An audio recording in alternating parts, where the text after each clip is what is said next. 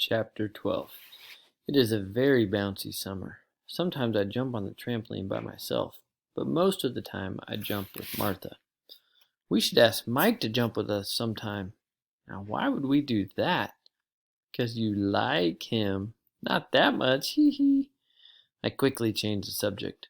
Phew. Let's do something else. How about tag? Bet you can't catch me. You're on. Hey, no fair. I'm still stuck on the tramp. Hee hee. Whoop. I've almost got her. Ow! Ow! Ow! Ow! Oh no, what happened? Are you okay? I think so. I ran right into that tree. Does it look bad? Am I bleeding? I think we better show your mom. Mama! Oh dear, it looks bad. Uh-huh. But not too bad. Nothing the doctor can't fix. I'll get a washcloth. Don't worry. It's already feeling so much better. I gotta go. I come back from the doctor's office with eye medicine and a fancy eye patch. Can I go show Martha my new eye patch? She'll love it. Great idea. Hee hee, she'll laugh when she sees this. Martha answers the door. Ahoy there, matey. I look like a pirate, don't you think? Did she just throw up? Doesn't look that bad, does it? And then Martha disappears. Martha? Anybody? I wait a bit, and then Martha's mom comes. I'm so sorry about your eye. Listen, Martha isn't really up to talking just yet. She kind of thinks that all this is her fault. Oh, but it isn't her fault. Not at all. It was an accident. I came over to show her that I'm fine, honest. I know, honey, I know. Don't worry, she'll come around. The next day, I write Martha a note. I put a koala bear sticker on it, too. She'll like that. Dear Martha, how are you? I am fine, and so is my eye. It was not your fault at all. I miss you. Love, Cece. I run across the street to give her the note. I don't even wait for Mom to watch me. Martha, wait! Hi, Cece. Martha is still upset, but she'll come around. Is that a note for her? Please, will you give it to her? Of course, dear. The next day. Heard anything from Martha? No. Will you try calling her for me? Yes, Patsy. I see. Well, tell her that Cece really, really misses her and that she doesn't blame Martha one bit. Okay, sure. Bye. I'm so sorry. She'll never come around. I try to give Martha some time, but 1 week later I'm back at her door. My eye's all better. Surely when she sees that, she'll be my friend again. Knock, knock. Martha, look, I'm all better. No more eye patch. I gotta go. I think my mom's calling me. Martha, come back here. Are you gonna be like this for the rest of the summer? Or forever? I'm quitting the sidekick business. Quitting? You can't do that. You pinky swore. What about the pinky swear? I undid my pinky swear when I hurt your eye, El Deafo, and I just can't deal with the guilt.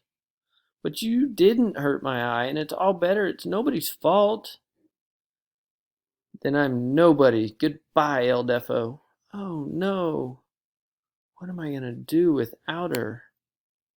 Chapter 13. Weeks pass. In late August, I get a letter that says who my 5th grade teacher's going to be. Sinkelman? Huh? Gee whiz, summer is going to be over soon. And still, not even a peep from Martha. But wait, could it be? Well, yes, she'd love that. Yes, it has been a long time.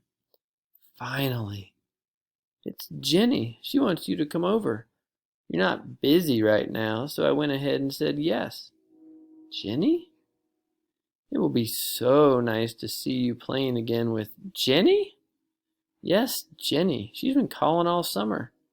I think she wants to make up with you, so I suggest you at least be nice to her, okay? Good grief. Thanks a lot, Mom. Real helpful. Okay. 1 hour later. Hi, Cece. She's the same as ever, except when did she... grow so much? I haven't seen you in forever. Are you still mad at me? Nah, not really. Ark, I have no idea what to do with her. Hey, I know. Want to jump on a trampoline? The new kid on the street has one, and he's real nice about letting us use it. Mike Miller. Okay. At Mike Miller's house. Yeah, you can use the tramp. Hey, who's gonna be your teacher next year? I got Sinkelman. Sinkelman? Me too. I mean, me too. Cool. Well, bye. Amen, Sinkelman Azu. Sigh, that Mike Miller is adorable. And Miss Sinkelman asked too. And he's gonna be in my class? My class? I said, I'll be in Mrs. Sinkelman's class too. Huh? Oh, sorry. I mean, that's great. Really? I wasn't sure you'd even care. Oh, I do. Mike Miller. Really? A week later, I wake up on the first day of school and I am excited. Wonderful work, Cece. A new teacher. Cool new school supplies. Cute new boyfriend. Cece, can you help me with my math? You plus me equals us, baby. But wait a minute, I only wear this giant thing at school. Which means Mike Miller has never seen the phonic ear before. No way is he ever gonna like me now. You look weird. I'll ask some other girl about the math. What? The first day back at school is always difficult. I have to walk past everyone's desk to give my new teacher the microphone. If there's one thing I hate, it's showing the microphone to a teacher for the first time. Mostly because everyone stares at me as I go up to the teacher's desk. And today, Mike Miller is staring at me too. I wish he couldn't see my cords. He must think I'm a total weirdo. Mrs. Sinkelman, this is the microphone, and here's what you do. Actually, it's totally worth giving Mrs. Sinkelman the microphone each day. Otherwise, I would miss out on all the fun. She's an awesome teacher. I've got a girl named Boney Maloney, and she's as skinny as a piece of macaroni. And her classroom is the place to be. I'm so thrilled to share my butterflies with all of you. But one day during story time, I realized that Mrs. Sinkelman is looking kind of fuzzy. His flesh is rotting off those mean bones, and maggots are creeping in his eye sockets and crawling out his nose. And the kids look kind of fuzzy. Could it be love that's making my eyes all blurry? That's a lie! That's a disgusting lie, the turtle shouted. The blurriness gets worse, and now I have a serious problem. We're taking a vocabulary test today, and I can't read the words that we're supposed to define. Are those even words? I want to ask Mrs. Sinkelman for help, but where is she? Oh, I can hear her, and it sounds like she's talking to another teacher. Bad day, Mrs. West? Oh, those brats. They're going to send me to an early grave. That means she's not even in the room. I bet she's in the teacher's lounge. Hey, Jenny, what's the first word on the board? I can't see it. Everything's so blurry. Shh. Miss Bell, just what do you think you're doing? This is a test. Come up to my desk this instant. Where did she come from? I thought I was safe. Everyone's staring at me again, and for once I wish it was the hearing aid related. Cece, I'm going to have to give you a 0. A what? I studied so hard for this. Did you, dear? I did. Honest. I'm not gonna cry. I can't cry, not with everyone looking at me. Stop crying, stop. There. Go get a drink of water and try to settle down. Did Mike Miller actually see me cry? I bet he thinks I'm a big baby. Why didn't Mrs. Sinkelman give me a chance to explain? And now she's treating me like a cheater, and oh no, Mom and Dad, what will I tell them, and will they believe me? I returned to my classroom, but before I opened the door, I listened. Sounds like Mrs. Sinkelman is doing math now. I guess it's safe to go back in. I hope no one's looking at me. I can't even see if anyone's looking at me. Somehow I make it back to my desk. It's a long, long day after that. Oh no, is it time to go home already? I get home before Mom does, and when she arrives, I am ready. Mom? Oh, hi. I saw Mrs. Sinkerman just 10 minutes ago at the Green Market. She told me what happened. I knew you'd be upset, so I bought you something. Here you go. Oh, Mama, a hostess pie and cherry even? Want to tell me what happened? I couldn't see the board, and I asked Jenny for help, and Mrs. Sinkerman thought I was cheating, and I got a 0. That's what happened, honest. Sounds to me like you better get your eyes checked. You might need glasses. You mean you believe me? Of course I do, Cece. Now let me put the groceries away. Glasses? This is so good. Thanks, Mama. Chapter 14.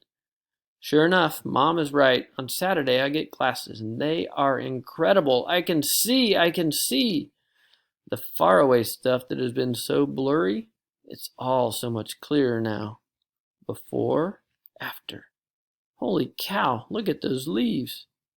Before, after. And onion rings? We eat out that day, and at the restaurant I discover that my glasses make everyone's mouths clearer.